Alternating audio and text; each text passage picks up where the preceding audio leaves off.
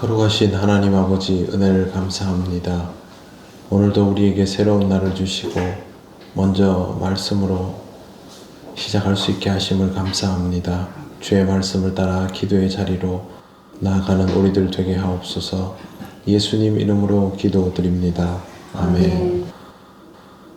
찬송가 421장 하나님께 찬양드립니다. 내가 예수 믿고서 죄 사함 받아 나의 모든 것 다 변했네. 지금 내가 가는 길 천국 길이요 주의 피로 내 죄가 씻겼네. 나의 모든 것 변하고 그 피로 구속 받았네. 하나님은 나의 구원 되시오니 내게 정죄함 없겠네. 주님 밝은 빛 되사 어둠에 치니 나의 모든 것 다 변했네. 지금 내가 주 앞에 온전케 됨은 주의 공로를 의지함일세. 나의 모든 것 변하고 그 피로 구속 받았네. 하나님은 나의 구원 되시오니 내게 정죄함 없겠네. 내게 성령 임하고 그 크신 사랑 나의 맘에 가득 채우며 모든 공포 내게서 물리치시니 내 맘 항상 주 안에 있겠네. 나의 모든 것 변하고 그 피로 구속 받았네.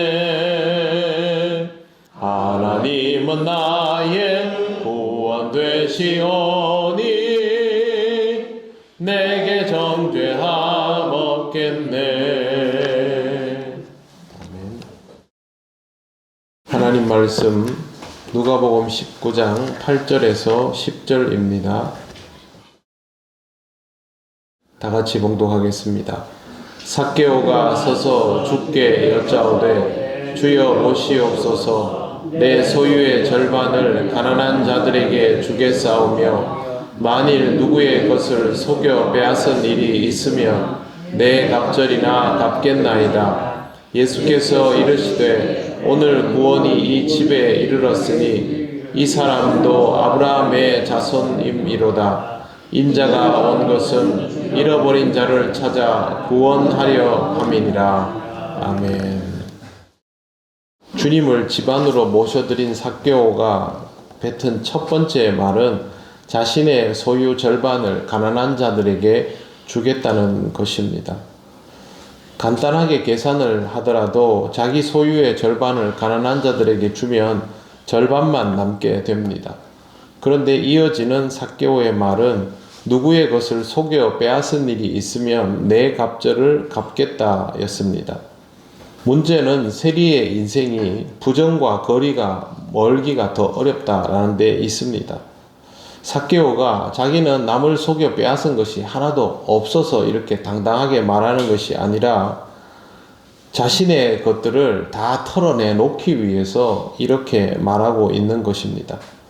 세리는 어차피 세금을 한 푼이라도 더 거두어 드려야만 로마에 또 정부에 바치고 나머지를 자기 수익으로 삼는 사람이기 때문에 당연히 부당하게 이득을 취했을 것이고, 그러면 절반 남아있는 이 재산을 가지고 내 갑절을 갚겠다 하면 사실상 남아있는 것이 없게 되는 것이죠. 예수님 앞에서 이렇게 뱉어낸 말을 지키려면 삭개오는 거의 무일푼이 될 수밖에 없습니다. 평생 계산만 하던 삭개오가 이걸 몰랐겠습니까? 모를 수가 없습니다. 계산은 이 사람에게 있어서 본능과도 같은 것입니다. 삭개오는 그것을 알고도 이렇게 말했습니다. 어쩌면 이제 이런 계산 같은 것은 필요 없다라고 생각하고 있는지도 모릅니다. 지금 삭개오의 태도는 자신이 그동안 익숙하게 여겨왔던 물질, 그리고 그 물질을 지키기 위한 계산 능력을 다 뛰어넘고 있습니다. 이렇게 되면 삭개오의 모습에서 볼 수 있는 것은 딱 하나뿐입니다. 모든 것을 다 내려놓는다. 지금 삭개오의 행동은 예수님을 처음 만났을 때 제자들과 매우 닮아 있습니다. 예수님을 만난 제자들에 대하여 성경이 증언하는 바는 모든 것을 버려두고 였습니다.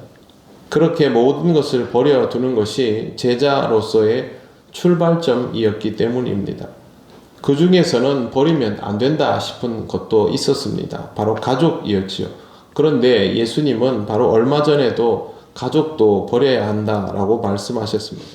그것은 가족이 필요 없어서가 아니라 제자로서의 인생이 완전히 자리 잡아져야 가족과의 관계도 재구성되기 때문에 가족도 버려야 한다라는 말까지 하신 것입니다. 삭개오에게 있어 재물은 어쩌면 가족 이상이었을 수도 있습니다. 그걸 다 내려놓겠다라고 말했기 때문에 결국 이것은 예수님을 만난 것을 기점으로 옛사람이 죽고 새 인생을 살겠다라고 다짐하는 것이 됩니다. 정말 대단한 결심을 한 사람이지요. 그런데 이 대단한 결심이 그리스도인의 삶에서 반드시 이루어져야 합니다. 왜 그러냐 하면 제자가 된다라는 것이 바로 이와 같기 때문입니다. 삭개오가 자신의 전부를 내려놓는 것처럼 인생에서 자신의 전부를 내려놓는 시점이 존재해야 합니다. 이걸 다른 말로 표현하면 옛사람이 죽는 것입니다. 돈이 전부이던 삭개오는 돈을 내려놓으면 옛사람이 죽습니다. 여러분은 무엇을 내려놓으면 여러분 자신이 죽음에 이르게 됩니까? 삭개오처럼 돈일 수도 있고요. 자존심일 수도 있습니다. 칭찬받지 못하면 죽은 목숨이라 여기는 사람도 있습니다. 성공을 목숨이라 여기는 사람은 제법 많고 권력이 목숨값이라고 여기는 사람도 아주 많습니다. 만약에 그렇다면 그런 사람은 그것부터 내려놓아야 합니다. 세상의 지식을 목숨처럼 여기는 사람도 있습니다. 그 사람도 그것부터 내려놓아져야 새로운 인생이 가능합니다. 주님은 새롭게 출발하려는 삭개오에 대하여 이렇게 선언하셨습니다. 9절을 보시면 예수께서 이르시되 오늘 구원이 이 집에 이르렀으니 이 사람도 아브라함의 자손임이로다. 오늘 구원이 이 집에 이르렀다. 삭개오는 오늘 구원받은 것입니다. 예수님을 믿는다고 고백한 것도 아니고 세례를 받은 것도 아닙니다. 딱 한마디 했습니다. 다 내려놓겠습니다. 예수께서 구원을 선언하신 이유는 다 내려놓겠다는 이 말이 삭개오의 신앙 고백이기 때문입니다. 구원은 살아있는 듯 보이는 내 삶이 죽어 있다는 것을 인정하고 그 살아있지 못한 상태를 미련 없이 내려놓는 것에 대하여 주시는 주님의 은혜입니다. 죽지 않은 자에게 부활이 없는 것처럼 내 인생이 죽은 것임을 인정하지 못하고 내려놓지 못하는 사람에게 구원도 없습니다. 수요일에 침례교에서는 사람을 물에 완전히 담궜다가 꺼내면서 세례 예식을 고집한다라고 말씀드렸습니다. 그런데 그렇게 침례를 하더라도 그 사람의 인생이 정말 죄로 인해 죽을 수밖에 없는 나를 내려놓고 주님을 통해서 새로워지는 것이 아니라면 무슨 의미가 있겠습니까? 예식은 그런 고백을 위해서 존재하는 것이죠. 우리는 우리의 옛사람이 죽은 시점을 생각해 보아야 합니다. 정말 교회를 다니고 있는 내가 옛사람이 완전히 죽어 새 사람이 되어서 오직 주님만을 의지하면서 살아가고 있는 사람인가? 아니면 그런 듯 하였지만 아직도 나의 옛사람은 죽지 않은 채로 있는 것인가? 내가 주님 앞에서 내려놓아야 할 만한 것들은 다 내려놓은 듯 보이지만 아직도 여전히 붙들고 있는 무언가는 있지 않은가? 그런 부분들을 돌아볼 필요가 있습니다. 유대인들은 자기들이 다 구원받은 사람인 줄 알았습니다. 그렇기 때문에 예수님을 만나서도 별다른 필요를 느끼지 못했죠. 그러나 유대인들은 다 구원받은 사람은 아니었지 않습니까? 주님을 만나서 옛사람이 죽고 새 사람이 되어야만 구원받은 인생이 됩니다. 매일 기도하는 저와 여러분은 오늘도 우리 자신을 돌아보면서 옛사람이 죽고 새 사람으로 나아가고 있는 인생인지를 확인하며 늘 주님 앞으로 나아가는 그런 삶이 되어야 할 것입니다. 기도드리겠습니다. 하나님 은혜를 감사합니다. 우리의 인생이 주로 말미암아 새롭게 됨을 늘 생각하며 감사를 드립니다. 만약 아직도 우리 안에 옛사람이 남아있다면 이런 삭개오와 같은 마음으로 주님 앞에 다시 한번 내려놓을 수 있기를 원합니다. 날마다 주로 인하여 갱신되는 그런 인생이 되기를 원합니다. 성령께서 기도하는 우리에게 함께하여 주셔서 주님 앞에 엎드릴 때마다 이와 같은 깨달음과 주의 은혜가 경험되게 하옵소서. 무더운 날씨 가운데도 우리 모든 성도들의 삶을 지켜주심을 감사합니다. 어렵고 힘든 시절이라 할지라도 믿음 안에서 소망 가운데 살아가며 하나님의 은혜를 충만히 경험하는 귀하고 복된 하루 되게 하옵소서. 오늘 아동구 성경학교를 시작합니다. 하나님, 이 아이들에게 주님과 함께하는 귀한 은혜가 경험되어서 일평생 주님에게 익숙하여지고 늘 주를 찾는 인생이 되게 하여 주옵소서. 감사드리며 예수님 이름으로 기도드립니다. 아멘.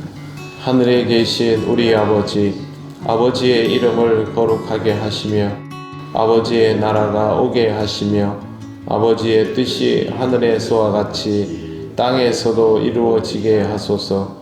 오늘 우리에게 일용할 양식을 주시고 우리가 우리에게 잘못한 사람을 용서하여 준 것 같이 우리 죄를 용서하여 주시고 우리를 시험에 빠지지 않게 하시고 악에서 구하소서. 나라와 권능과 영광이 영원히 아버지의 것입니다. 아멘.